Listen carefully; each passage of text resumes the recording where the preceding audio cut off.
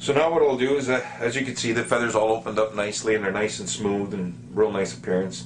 I'll just start taking every one of these feathers and putting them in order. When you see a little bit of clumping like that, okay, I don't know if you can see that in the camera, all that is a matter of time. It's not fully dried. These follicles here in the feather are just not fully dried. I don't worry too much about it. I'm worried more about the tips and edges here, so it creates that nice smooth round appearance of the tail. So what I'll do now is I'll just take any feathers, or all the feathers, and put them in order. And you'll find that as you're putting them in order, the next one that's in line, you can tell, because when you pull it, that's the first one to move. And you can see that one's the first one to move, and so on.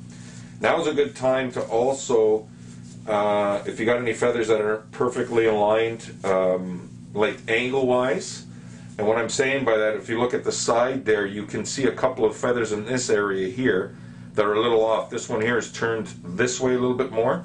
So basically, grab the base of the feather, and what you do is you hold the base of the feather. I'm going to do that with my left hand, and take my other hand and just grab that quill and slightly turn it.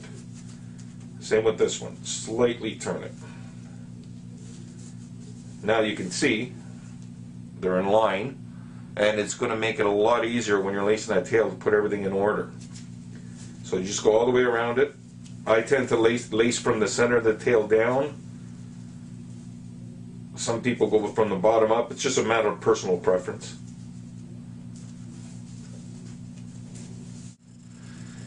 So I've done that all the way around. Now comes the lacing part. It's not as difficult as you think. Lay the feather on top of the first feather, and you just flip half underneath and you keep half on top. And when you're doing this, it actually interlocks them, and it makes it so they can't be moving apart easily. And it gives them a nice appearance of a nice flat round tail, everything in order. And as you can see, the way it locks up in place, that nice finish like I was talking around the outside of that tail. So you go around half underneath, half on the bottom. And you can see the effect it will have. It'll give you a nice flat round appearance. Same from the rear. You can actually see the webbing all nicely tucked in, half underneath, half on top. Then I'll go around the other side and do the same thing. Now that I got the tail all laced up, what I like to use is a skewer, and I'll take these feathers, the front cushion, take them and pull them back out, because when you're lacing them, some of them tend to get locked up in the tail. And again, it's for appearance, but it also has to do with comfort of the bird. Now we get to the point where you want to tape that bird and keep everything in place so the bird becomes accustomed to it. And what I like to do is I start from the center, and what I'll do is I'll just place that down like that, flip over the cushion feathers, the bird cushion, and just tape that down and gently, squeeze it between your fingers. Do that all the way around the bird, and make sure that you get that shoeing all tied up with it, so the bird has no chance at catching flights, and it could become a nasty habit.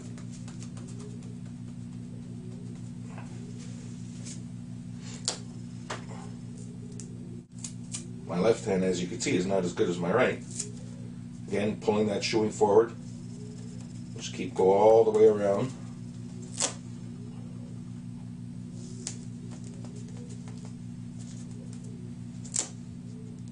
And make sure that shoeing is all intertwined, because that flight getting in there can create a nasty habit.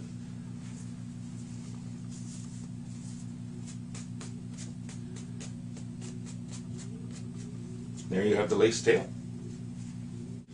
And finally, the last thing I will do before a show is I will trim the toenails.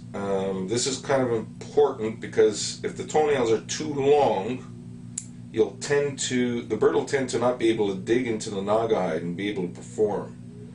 Sometimes you'll see that at a show where a bird will actually, the front toenails will actually be pushed up and they're not able to be flat on the ground. It's just because the toenail's too long. So you trim. I only trim the front toes. I don't do the rear one. And it's just to get that barb off so that toe can be placed evenly on the ground.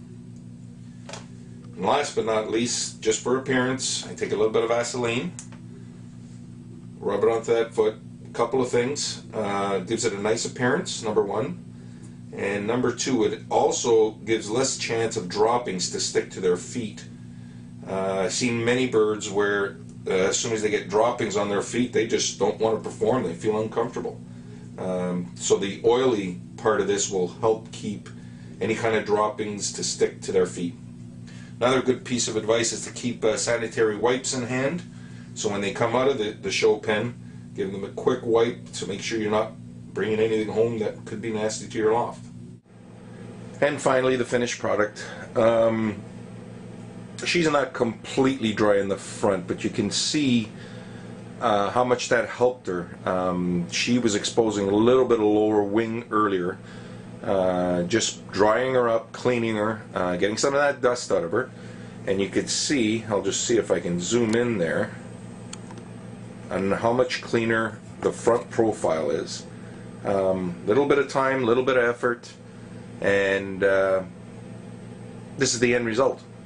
Ballpark time per bird, from washing to drying, I would say somewhere in the neighborhood of roughly about half an hour.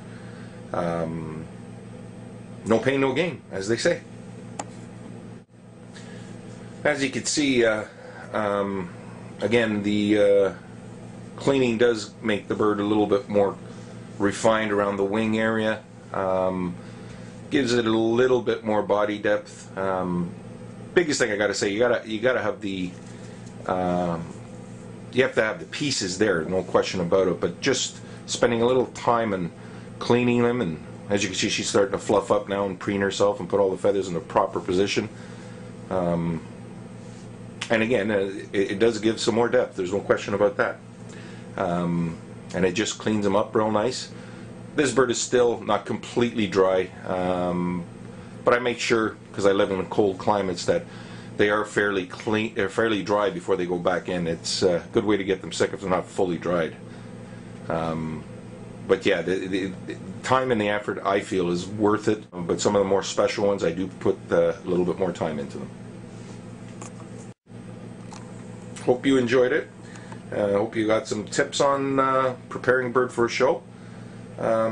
These are some of the things that I do to make them as presentable as I can. Thanks.